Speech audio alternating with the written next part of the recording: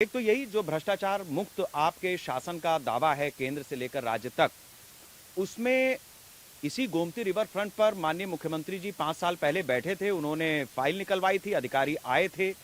उसका स्टेटस हमारे दर्शकों को बता दीजिए कि भ्रष्टाचार के नाम पे इस रिवर फ्रंट का ही क्या हुआ। दूसरा, एक आम लोगों में धारणा है इस बात की, अभी मैं लोगों से पूछूंगा तो वो बताएंगे भी, कि बीजेपी के शासनकाल में जो सरकारी दफ्तरों में लेन देन होती थी, तो जो 100 रुपया था वो 150-200 हो गया, मतलब रेट डबल हो गए। देखिए, एक स्वस्थ बहस के लिए पहले तो आपको धन्यवाद। देखिए, राज्य को चलाने के लिए 3 पैमाने हैं: भय, भूख और भ्रष्टाचार। भय का समापन इस उत्तर प्रदेश की सरकार में हुआ है, ये किसी से छिपा नहीं। भूख के लिए 100 साल की कड़ी, सबसे ऐतिहासिक स्थिति के बावजूद भी उत्तर प्रदेश में कोई रात में भूखा सोया होगा ऐसा नहीं है, सरकार ने उसके लिए किया।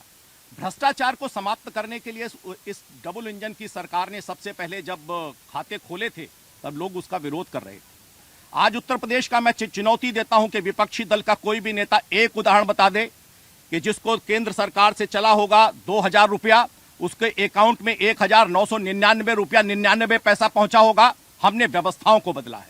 जब 2012 में अखिलेश यादव चीफ मिनिस्टर बने, उससे पहले मायावती की सरकार थी, उस समय दरोगा भर्ती हुई थी, पुलिस विभाग में बड़ी भर्तियां हुई थी, उसका घोटाला हुआ था।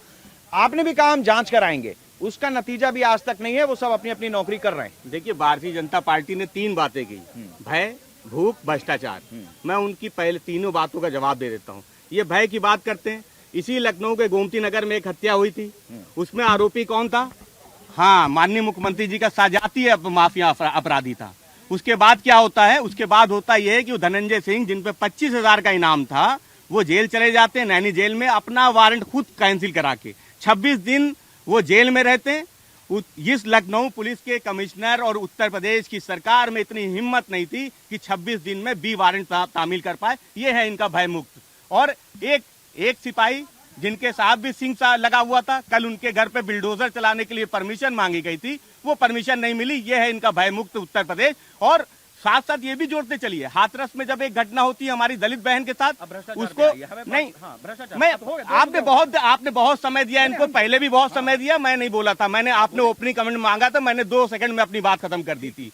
तो आप अपराध की बात हो रही तो मैं पूरी बात कर लेता हूँ। सेंगर में जिस तरीके से अपराध हुआ, चिन्मयनयन में हुआ, हाथरस में हुआ, सारे मामलों में देश की अदालत को हस्तक्षेप करना पड़ा, तब उत्तर प्रदेश की सरकार जागी थी। क्यों किसानों को हम भूल जाए कि किस तरीके से उनको कुचला गया? और कुचलने के बाद जब देश की सबसे बड़ी अदालत ने हस्तक्षेप किया, तब उत्तर प्रदेश की सरकार को मजबूरी में कार्रवाई करनी पड़ी। और टेनी जी आज भी मंत्री बने बैठे हुए हैं। भूख की बात कर लीजिए, ये तो आंकड़े हैं। इनसे कहिए कि लखनऊ में लगता है घूमते नहीं है, उत्तर प्रदेश को टहले, रात में घूमे, देखे लोग भूख से भी मर रहे हैं और ठंड से भी मर रहे हैं, और 5 सालों से मर रहे हैं। अलाव कहाँ है? इनसे पूछिए कि भूख से लोग नहीं मर रहे हैं। ये तो आंकड़ों की बात कर रहे हैं, भ्रष्टाचार की बात करते हैं। ये आज भारतीय जनता पार्टी का प्रचार, देखिए, चुनाव होने वाला है, और चुनाव होने वाला हो तो भ्रष्टाचार क्या होता? भ्रष्टाचार ये कि सूचना विभाग भारतीय जनता पार्टी का प्रचार कर रहा है। सरकार की योजनाओं का प्रचार करना एक अलग बात है, लेकिन आप किसी पार्टी का प्रचार कर रहे हैं, ये एक अलग तरीके का भ्रष्टाचार करने वाली सरकार है। और ये कहते हैं भ्रष्टाचार नहीं हुआ। ये तो आपकी पत्रकार बिरादरी है जिसको जेल भेजने का काम इन्होंने किया, जब मिड डे मील में इन्होंने भ्रष्टाचार बताया। नहीं, हमारा एक भाई आपकी सरकार में भी मारा गया था, जला के। नहीं, ठीक है। आप अगर तुलना करना चाहते हो तो हम तुलना भी चल रहे हैं। नहीं, अगर तुलना करना चाहते हैं, मैं उस पर भी तैयार हूँ। तो आप बताइए, आपकी बिरादरी का है, आप मुकदमा क्यों नहीं आ पा रहे लखीमपुर में? जो लखीमपुर में पत्रकार आज कोर्ट के चक्कर काट रहा है कि हमारा मुकदमा लिखा दिया जाए, तो आपकी पूरी पत्रकार बिरादरी क्यों नहीं उसके साथ खड़ी है? लिखवाइए मुकदमा। जो जेल चले गए मैं अभी भ्रष्टाचार इनका कहाँ खत्म हुआ? भ्रष्टाचार पे तो हम बात कर लेते हैं ना। और ये कहते हैं भ्रष्टाचार में, बताइए कि 1 रुपया ऊपर से नीचे तक नहीं आया। अरे, देश के प्रधानमंत्री जी, जो उन्होंने प्रधानमंत्री फंड, केयर फंड इकट्ठा किया है, जनता का पैसा इकट्ठा किया है, उसका हिसाब कब देंगे? ये उसका हिसाब दे दे। इन्होंने तो 4 दिन का हिसाब दिया। जब दिल्ली हाईकोर्ट में एक याचिका दाखिल हुई तो 4 दिन का हिसाब दिया है। और इन्होंने ये कहा कि वो पैसा, वो हमारा पैसा नहीं है, सरकार का पैसा नहीं है, वो थर्ड पार्टी का पैसा है। तो उस थर्ड पार्टी का जो हिसाब है, उस थर्ड पार्टी का हिसाब कौन देगा? ये भ्रष्टाचारी सरकार है। ये भ्रष्टाचार को छुपाना चाहती है, भय को छुपाना चाहती है, भूख को छुपाना चाहती है, लेकिन ये छुपने वाला नहीं है। हम एक बार जरा जनता के बीच में भी आते हैं। उसके बाद हम आप लोग के पास आते हैं। ये एक मसला है कि आप एक तरफ से जैसा मैंने शुरू में भी कहा कि आप एक तरफ से कोई भी मसला उठाएंगे, मान लीजिए पत्रकार की हत्या का ही मसला था, तो ऐसा नहीं है कि बीजेपी में हमारे पत्रकार साथी मारे गए और सपा में नहीं मारे गए, या बीएसपी में नहीं हुआ, या कांग्रेस के दौर में नहीं हुआ। हर दौर में हुआ ऐसा, और हर दौर में हर तरीके के मुद्दे पे हर सरकार में कुछ ना कुछ हुआ है। उदाहरण भरे पड़े हैं। इससे पार कब मिलेगा?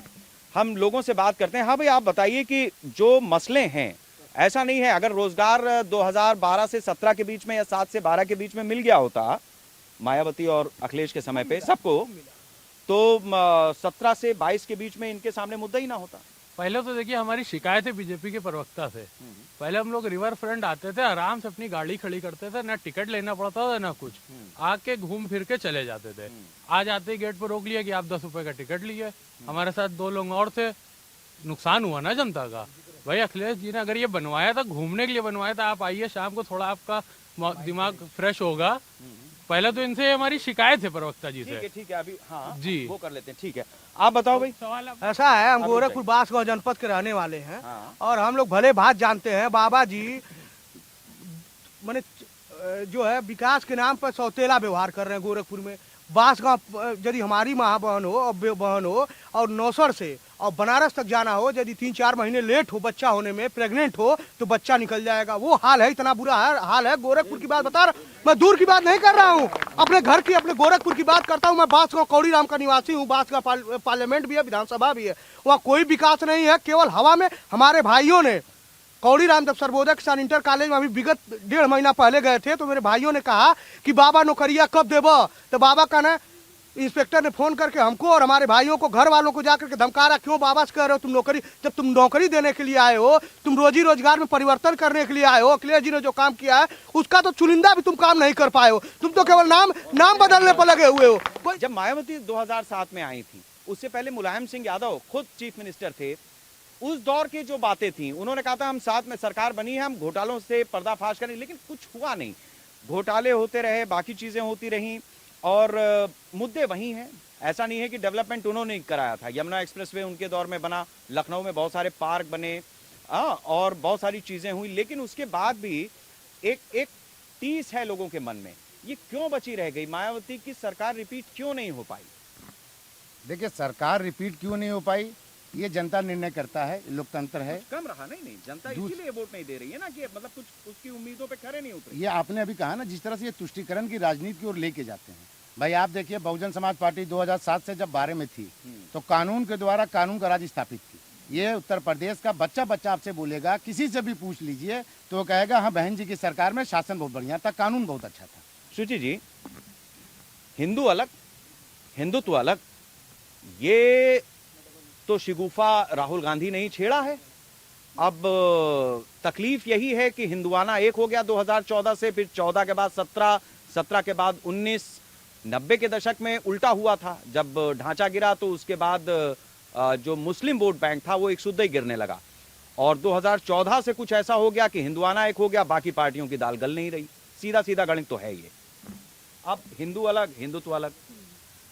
देखिए, हिंदू एक दर्शन है जिसका आधार सहिष्णुता है, और वैदिक युग के 65 बरस के कालखंड का जिक्र करें तो सनातन अपने आप में एक संस्कृति है। और भारतीय जनता पार्टी जनसंघ और राष्ट्रीय स्वयंसेवक संघ के पूरे इतिहास भूगोल को नाप लें तो 100 बरस मुझे लगता है धूल के एक कण के समान है।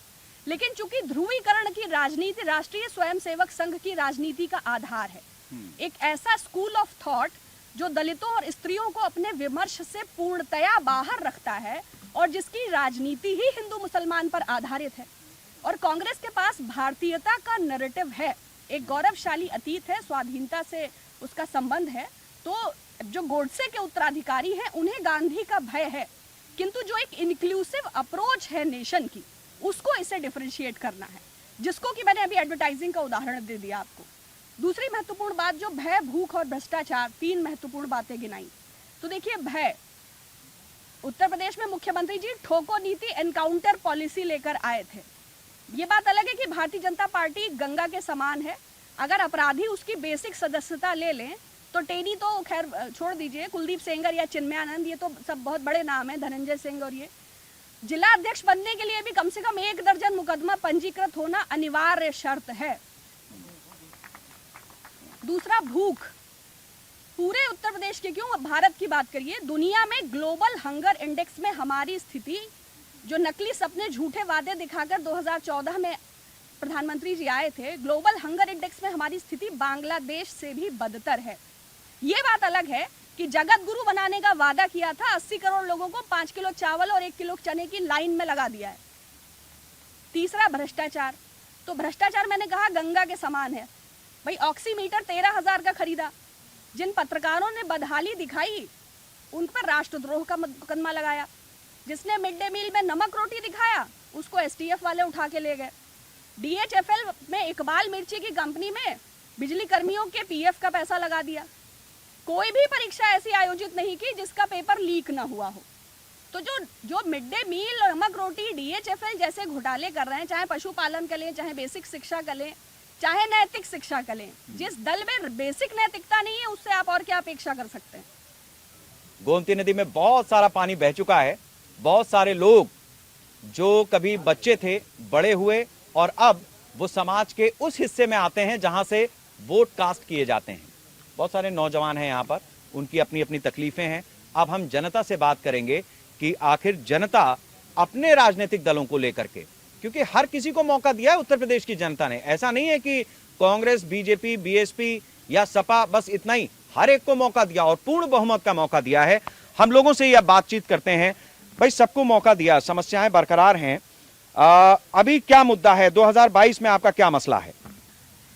मैं एक व्यापारी हूँ और व्यापारी के नाते भाजपा सरकार से एक ही चीज पूछना चाहता हूँ, क्या ये गांव से जो ठेले रेडी लगाने वाले आते हैं इनको आप अलग जगह में देके, जो मार्केट प्रतिष्ठित मार्केट है उन्हीं मार्केट में हमारी खोपड़ी पर उनको बैठा देते हैं, उन्हीं में से एक वसूली करने लगता है और स्थानीय पुलिस शासन से मिलके वो एक संगठन बन जाता है जिसके हम लोग भुक्तभोगी हैं।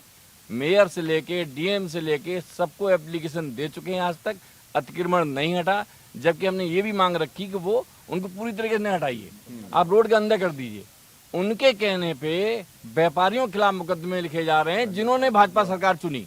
ठीक है, और उन लोगों को कुछ भी नहीं किया जा रहा, न पुलिस कुछ करती है न कोई कुछ करता है। आप सीधे सीधे कह रहे हैं सपा बसपा वाले नाराज हो जाएंगे, कांग्रेस की मैडम नाराज हो जाएंगे। आप वोट नहीं देते क्या उनको? कभी दिया था कि नहीं? नहीं, जो सच है, हाँ। लास्ट टाइम भाजपा को ही वोट दिया लास्ट था। टाइम, उससे पहले दिया था आपने सपा बसपा में? मैं केवल लास्ट टाइम जो प्रेजेंट सरकार उससे बात करना चाहता हूँ, ठीक। पीछे क्या हुआ उससे मतलब नहीं। पीछे क्या हुआ इससे बात नहीं है, जनता आगे देखना चाहती है और वर्तमान पर सवाल उठाना चाहती है। वर्तमान उसका भी है, ये वर्तमान उसने रचा है। ऊपर आते हैं भाई, हेयर स्टाइल तो बड़ी जबरदस्त है आपकी। हाँ, मुद्दा क्या है आपके मन में, मसला क्या है? मुद्दा तो मेरा यही उठता है कि भारतीय जनता पार्टी ने आज तक जो भी किया है हमारे लोगों के लिए किया है या दूसरी पार्टियों के लिए, जो भी उन्होंने मुद्दे उठाए हैं आज तक, उनके सारे मुद्दों से मैं यही पूछना चाहूँगा कि आज तक जो भी हुआ है भ्रष्टाचार, जो भी उन्होंने जो भी हम लोगों के लिए सोचा है, क्या वो अच्छा था? या फिर हम लोग जो पढ़ाई से लेके या फिर अपने व्यापार से लेके जो भी करना चाहते हैं उसमें हमको कुछ करने नहीं मिला। ठीक है, ये करने नहीं मिला। ये एक उत्तर प्रदेश के लोग भी हमें बताएंगे, भाई हमारे यहाँ ये कल्चर है कि पढ़ो लिखो, राजा बेटा बनो, डिग्री विग्री ले लो, फिर दिल्ली मुंबई जाकर के नौकरी तलाशो। सरकार के सामने नहीं, हमें ये देखना पड़ेगा। सरकार ने कई योजनाएं भी शुरू करी, वो ठीक है, बीजेपी की सरकार है, बीजेपी अखिलेश ने भी करी थी, सपा में भी आया था ये, लेकिन क्या उसका लाभ लिया? क्यों भाई, पढ़ लिख के राजा बेटा बन के नौकरी ही ढूंढोगे या कुछ हाथ में हुनर है, कुछ कर और सकते हो? सपा बेहतर नहीं लगा तो भाजपा आया, भाजपा बेहतर नहीं है तो फिर अगली सरकार आएगी, जो हमें बेहतर लगी हम उसका चुनाव करेंगे। मैं खुद गोरखपुर कैंपियरगंज क्षेत्र से, जहाँ के विधायक फतेह बहादुर सिंह जो भाजपा से ही हैं, हाँ। आज तक इन्होंने गौ पे या फिर जानवरों पे जो कुछ भी किया है, क्या वो दिखता है? अभी भी आप ग्रामीण क्षेत्र में जाइए, वहाँ जानवर झुंड में ही दिखेंगे। किसान ना दिन में सो पाते हैं ना रात में सो पाते हैं। किसान कितना परेशान है। मैं भी एक ग्रामीण परिवार से हूँ, मेरे पिताजी भी एक किसान ही है, ना वो दिन में सो पाते हैं ना रात में सो पाते हैं, तो कहाँ गई इनकी व्यवस्थाएं? हाँ, ये देखिए, मुख्यमंत्री जी ने, मुझे बहुत अच्छे से याद है, वो बुंदेलखंड के दौरे पे गए थे और सरकार बनने के कुछ समय बाद ही गए थे।